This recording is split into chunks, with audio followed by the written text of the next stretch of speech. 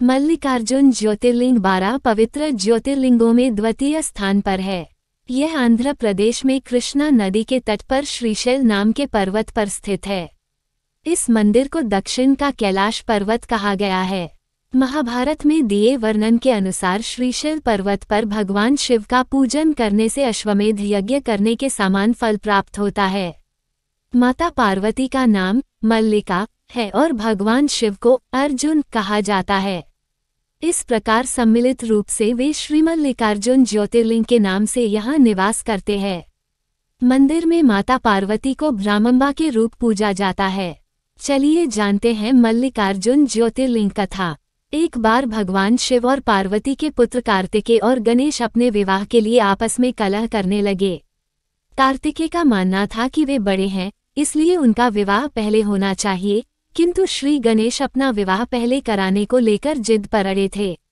जब दोनों के झगड़े की वजह पिता महादेव और माता पार्वती को पता लगी तो उन्होंने इस झगड़े को खत्म करने के लिए कार्तिकेय और गणेश के सामने एक प्रस्ताव रखा। उन्होंने कहा कि तुम दोनों में जो कोई भी पृथ्वी की परिक्रमा करके पहले यहाँ आ जाएगा, उसी का विवाह पहले होगा।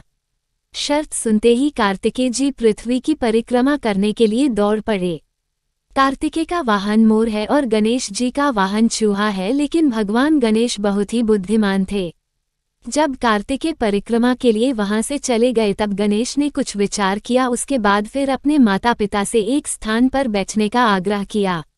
उसके बाद अपने माता पिता का 7 बार परिक्रमा किया, जिससे पृथ्वी की परिक्रमा से मिलने वाले फल की प्राप्ति की और शर्त जीत गए।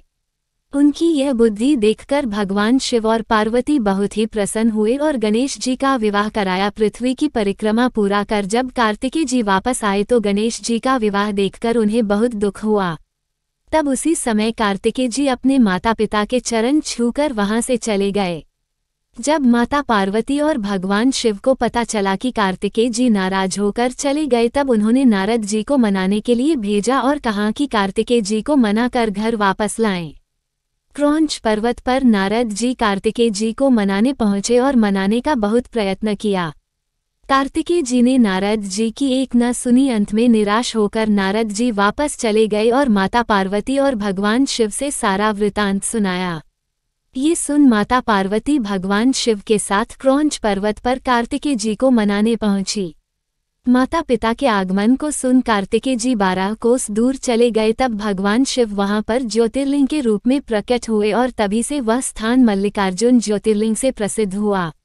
ऐसा कहा जाता है कि वहां पर पुत्र स्नेह में माता पार्वती हर पूर्णिमा और भगवान शिव हर अमावस्या के दिन वहां आते हैं।